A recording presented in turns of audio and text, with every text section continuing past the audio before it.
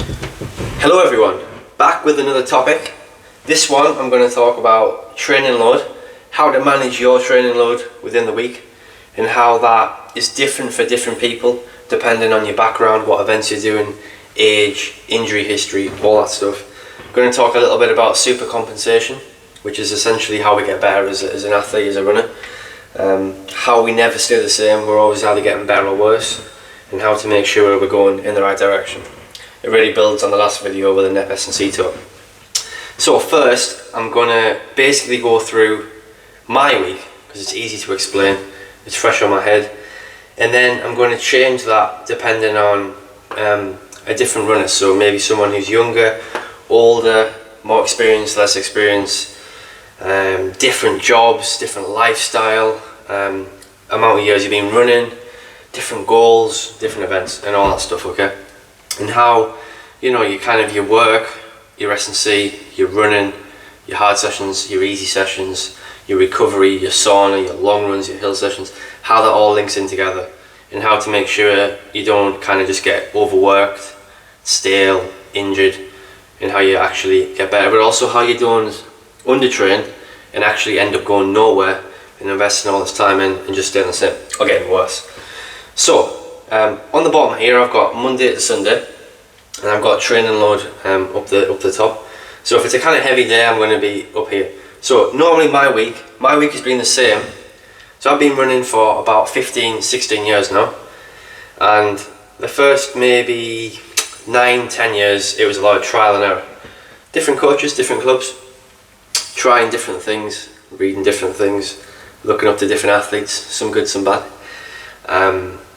Went to university in that time, well later, maybe when I was maybe in the last few years rather, and kind of learned different stuff and learned a lot of things through failure and things not working, not necessarily things working.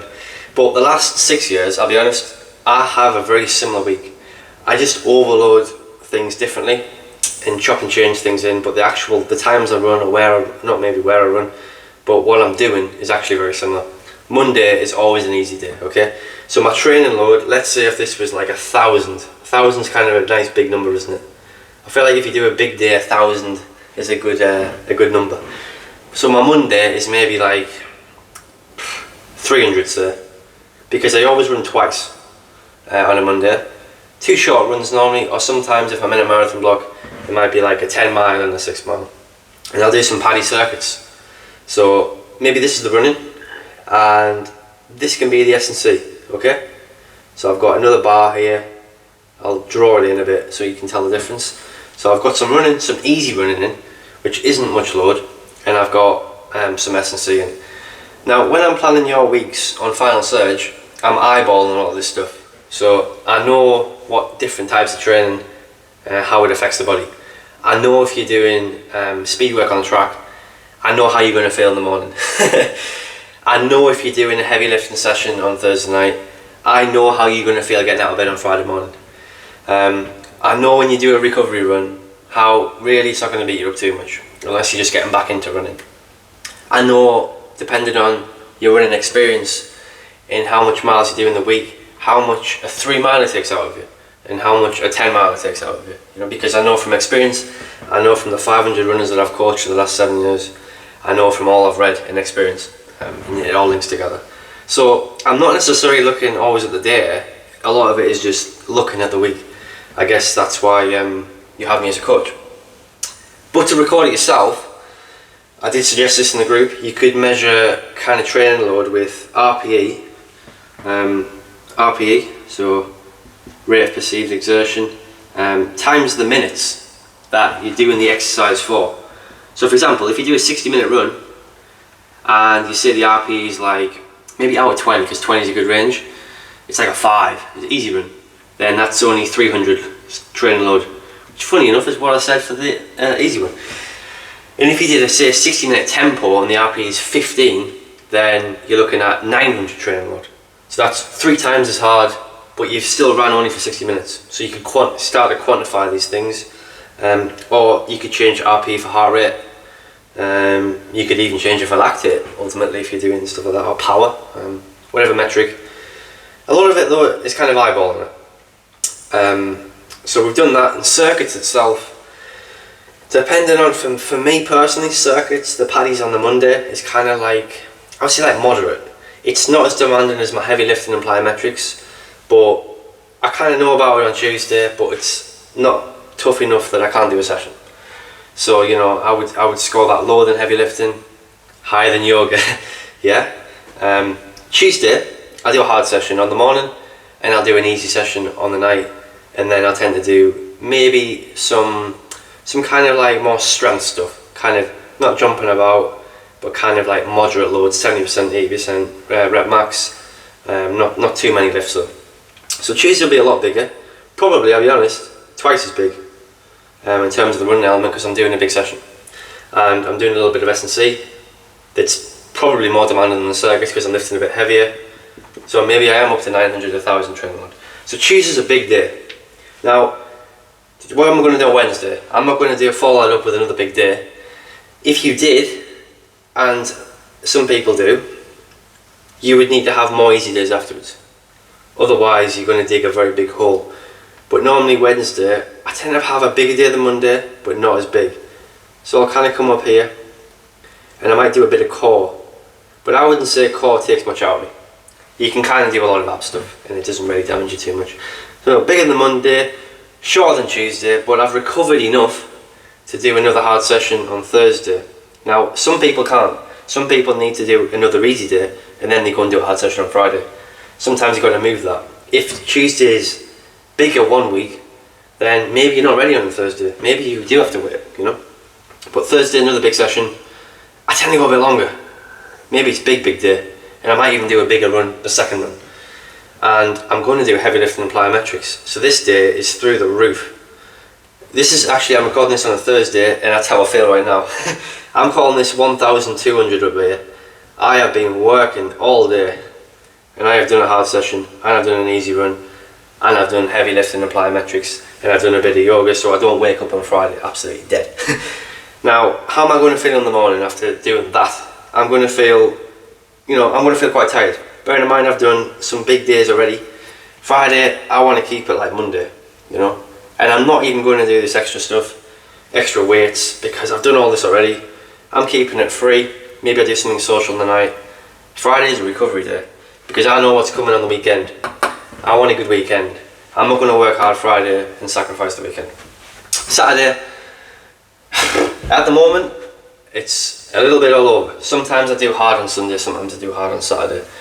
When I get in my marathon block, I always go hard on Sunday because I need two easy days, because Thursday's so big. Now, if I try and do what I want to do on Sunday on Saturday, sometimes I just can't do it. I'm not ready. So Saturday is probably like a Wednesday. And I'll be honest, I'm not going to load with a lot of heavy lifting. I need a bit of a refresh. I also try not to do much work other than the morning coaching group on a Saturday in terms of club developmental stuff. So I'm kind of getting refreshed because I know Sunday is going to be my long run, and I'm also going to do some circuits, and I'm going to probably do some yoga, I'm going to do some recovery, I'm going to do a lot of stuff on Sunday. Sunday's my main training day, especially in the marathon block. I could be doing a 26 miler, I could be doing 20 miles with 15 miles of hard running and intervals in. So Sunday is another day that's absolutely through the roof, and I may be doing a little bit up here as well in terms of circuits. So Sunday's a killer, hence why I come back to Monday and I do such a short thing. But you can see here these ebbs and flows. I'm following a hard day with an easier day, then a hard day, then 2 easy days, then a hard day. If I was to shove all the hard days together, it's going to be a tough week, isn't it? Now, where have I put my S&C? I've done it on the same days that I'm doing my hard running. So Tuesday, I do it on the night, except on a Monday. But I feel like I can come off that into a session quite well. It doesn't take too much out of me. But I'm lifting heavy or doing plyos on Tuesday, Thursday, Sunday. And the day after that is always an easy day. And I'm never lifting the day before a hard day, like heavy. And that's very important to stay injury free. Because remember, I'm going to draw something else. I'm going to come back to my little running man down here. This video could be a while. There's a lot to talk about. Sum it up. If you think about this graph's very important, I'm drawing a little super compensation graph I hope my pen doesn't run out. That would be a disaster. Alright, little graph down here. This is fitness. Fitness is on the side, and this is kind of time training sessions along the bottom, okay? But call it training sessions, TS. So, getting fit is a little bit like this. Okay? So it goes up and down, but we're trending up. Ideally, if you've got a good training plan and a good coach and you're doing the work. If we look at my Monday to Sunday, this is kind of a very zoomed in view maybe of the process. It doesn't quite work like this, I'll be honest. So for example, here at this point, at the kind of peak, I've induced a stress. Let's say I'm on Tuesday, I've induced quite a big stress, so my actual fitness level goes down because I'm fatigued. But only by resting a little bit can I actually recover and grow. Because what do we say? Stress plus rest equals growth, okay? If you only do stress, you don't get growth. If you only do rest, you don't get growth. You need stress plus rest, and the right amount of stress and the right amount of rest. That changes as you get fit. So we rest, fitness goes up, we induce another stress here. Fitness goes down, and then, but because you've induced a harder training load, a bigger stress, your fitness level is going to go up even more to a higher level, okay? And we follow these ebbs and flows, and we're trending up. The direction is up, isn't it? If the stress is too much, it will be more like this. You go down here, and if you don't rest enough, so the stress is high, you don't rest enough, you're not going to reach. You might actually get worse, and you could end up going like this. You end up actually going down. You're working harder than ever. Maybe you're doing these massive days all the time, smashing everything. Time trials, races every week, park run every Saturday, smashing your long run. You end up going like this, you end up going downhill. And you're working so hard, but you're not actually giving your body a chance to absorb the work with a couple of easy days. This is quite a hard week. This is probably a bad example, to be honest, because remember, I've been running a long time, and I'm trying to get to an even higher level. So my body's already kind of went through the motions of suffering in many years to get to this training load, okay? But I'm going to zoom out in a second. So you can see that is essentially an overtraining model. This is a really good training model, but you might be a little bit the same. So let's say, I'm going to rub that out. Let's say you maybe haven't got a good training plan, you haven't got a good training environment, you haven't got motivational people around you, you don't really know what you're doing, you don't have any goals. You could end up like this. You could just end up like, sorry, this pen's not so good. You actually just end up staying the same almost. You are getting kind of worse, but then you do a little run, and then you get a bit worse, and then you get a bit better. But you're just kind of doing like little 5Ks. You know, and you might do 5K during the week in a hard parker on a Saturday or something. But you do the same thing every week. And that's kind of the definition. If you want to get better, that's the definition of insanity, isn't it? As Einstein talks about, doing the same thing over and over again and expecting different results. You're literally, but over time, if you just do the same thing, you'll actually get worse. It wouldn't stay the same, it would get worse because your body knows the stress. It's predictable. You know what you're going to get. So it actually gets worse over time. So there's like, that's quite a hard training week. Let's look at different people.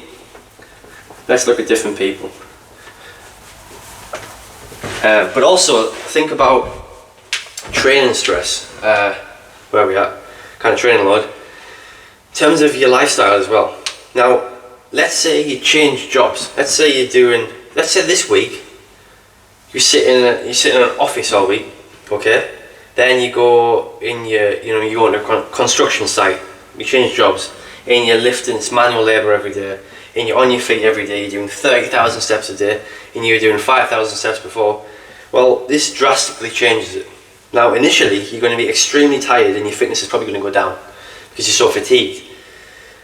over time, as you get used to that over the years, you're going to be quite robust, and you're going to be able to handle more training load than others. Okay, so let's look at different people, different demographics, and how that affects training load.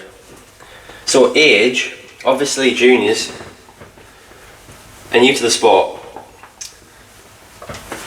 the bones kind of haven't got that bone density of maybe an adult. You know, they're not kind of as strong. Maybe they're not lifting heavy, they're not heavy lifting at age 10. You kind of haven't got that running volume behind them. So kind of your normal kind of sessions just takes a little bit more out of them. Okay, they need more easy days. You know, on the other hand, they're quite agile, quite good at plyometrics, good at jumping around. They're quite speedy off the mark, but they haven't got that kind of endurance and like resistance to fatigue that someone with more experience in the sport has. So those can't do that type of training load. It's got to be a lot less, and it's maybe got to be a little bit more spaced out as well. You've also got to keep it fun. You've got to think about the psychological elements. Someone who's older won't recover as fast, and I'm not going to put a number on that age, but of course, as you get older, I'm thinking about the master athletes amongst us, you maybe can't do a hard session on Tuesday and then come back and do a hard session on Thursday, and then come back and do a hard session, you know, soon after. You maybe need more space between those hard sessions. So you maybe need 2 or 3 days rather than 1 day. But that's very individual.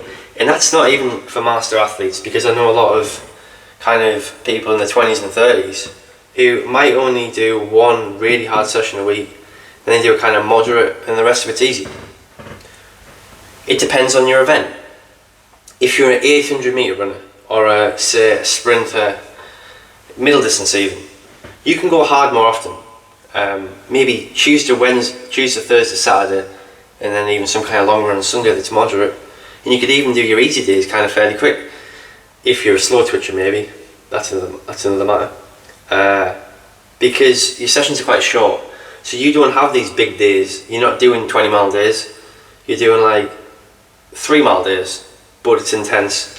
But because maybe you're more fast, if you're more fast twitch, you can deal with that. And then you look at fibre composition. A slow twitch athlete can do a lot of mileage. A fast twitch athlete can't do a lot of mileage. They need to have a different system, but they can handle more faster work, whereas a slower twitch athlete needs more endurance work and not so much anaerobic work. So you've got to factor that into training load as well. Other things we could think about: injury history. So if you've had an injury previously and you've tried this kind of week, you know, you need to be more careful. You can't maybe have these big days. Maybe you can't go in the gym after a hard running day and you have to do it the next day. But then you can't be expected then to go and do Sunday just as good as you did before. So maybe you can't do that type of workout, you know.